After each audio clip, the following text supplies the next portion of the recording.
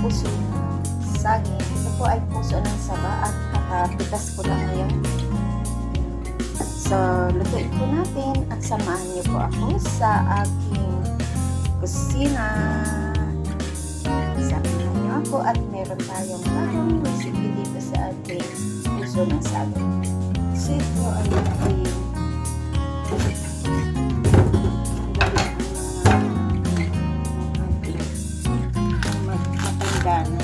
tinanggalan ko na rin siya matatanda.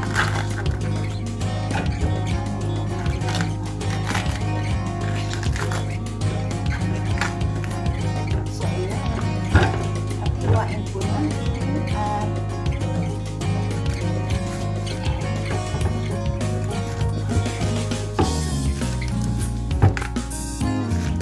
ayan siya. So yan, nahiwa na po natin.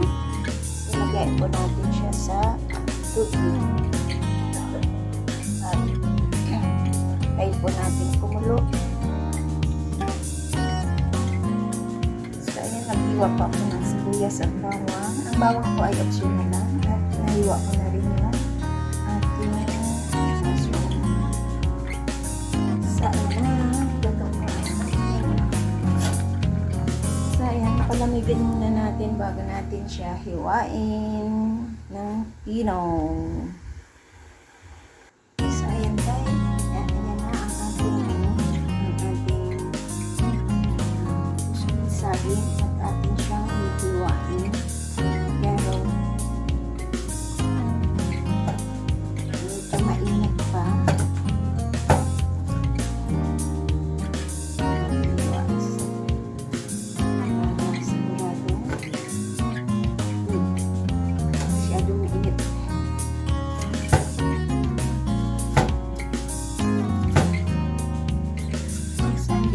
Yung nahiwa natin.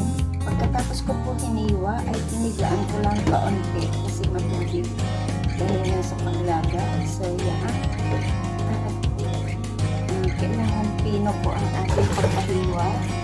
So dyan, maglalagay na ko tayo. Lalagay ko na yung ating bawang. Lagyan ko din na siya ng sibuyas. Ang bawang ay optional lang. At maglagay ko tayo na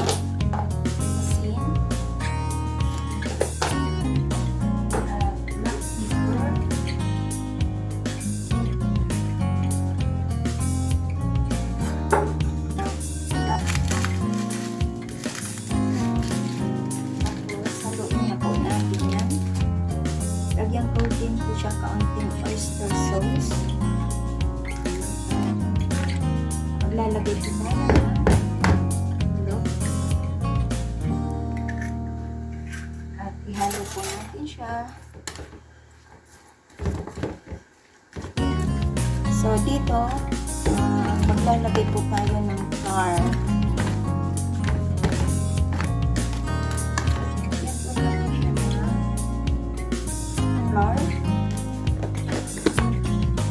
All-purpose tayo lahat.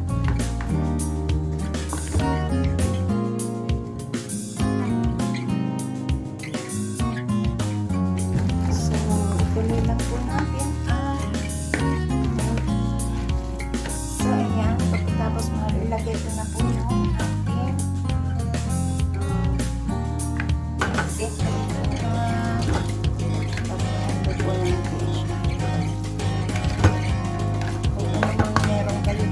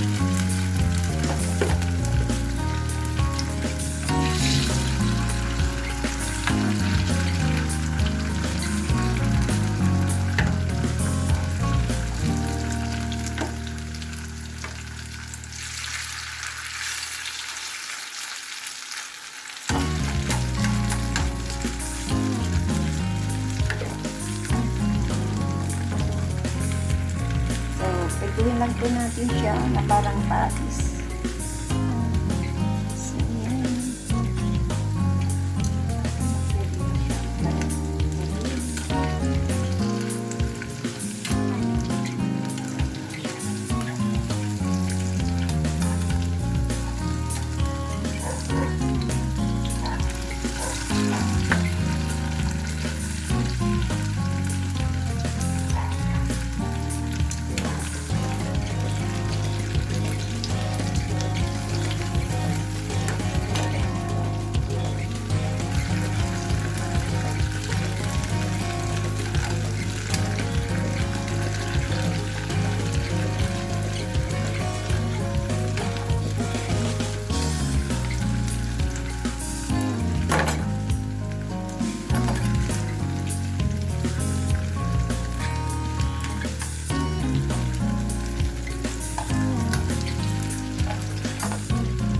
Tapos na at ilagay ko na lang yan sa ating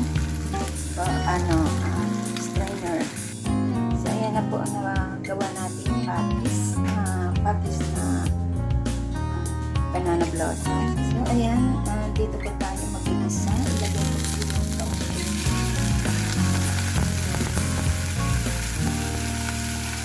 Sabaw ng sina.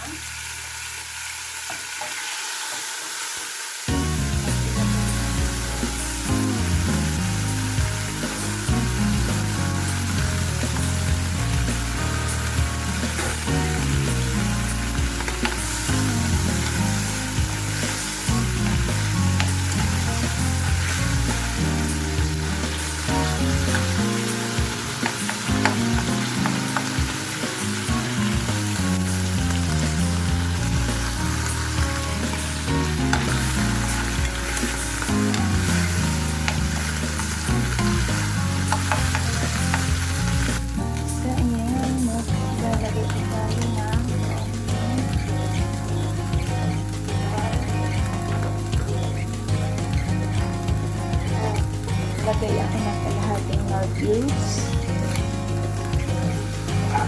At lagay natin itong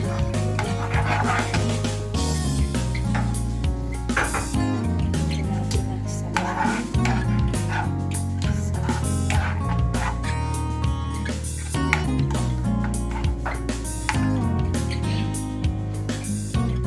Maglagay po tayo ng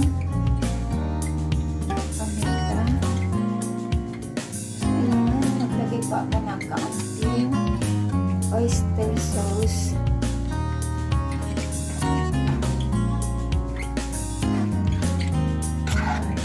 Tapos siya ng kulay. Ilalagay lang ang dagdagan ko na lang siya ng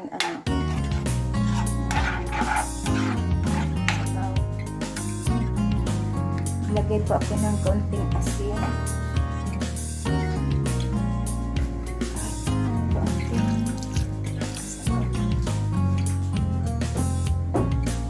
maglalagay ko ng haluin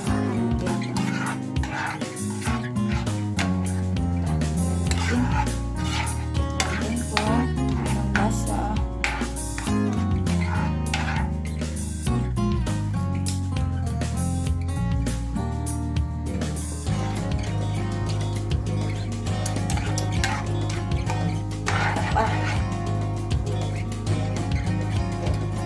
Kulang pa ng konting asin.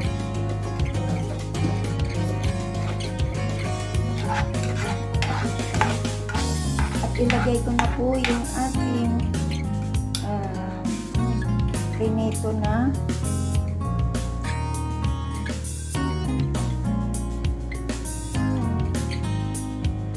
hindi maganda ang pagka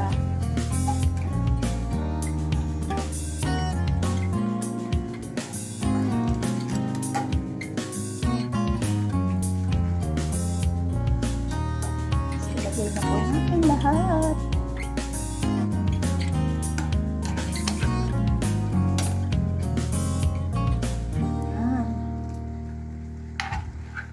So, ang dami niya. Ilalay ko lang ang apoy.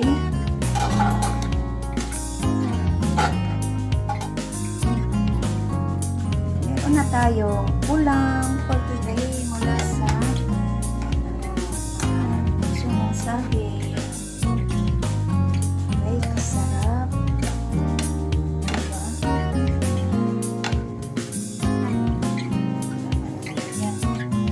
So, salamat po sa inyong panonood. Ilagay ko na po siya sa ating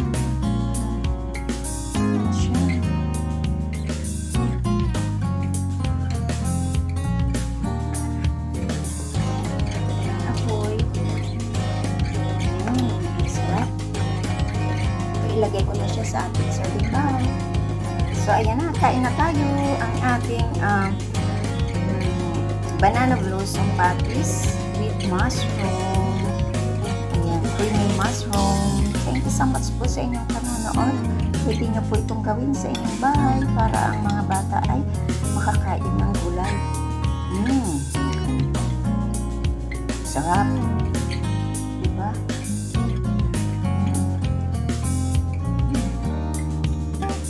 Sarap. Ayan. Thank you so much. This is Laura's Kitchen.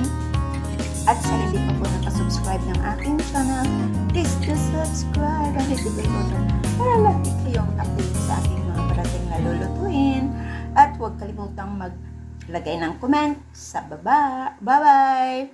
Thank you and kain na po tayo. Bye!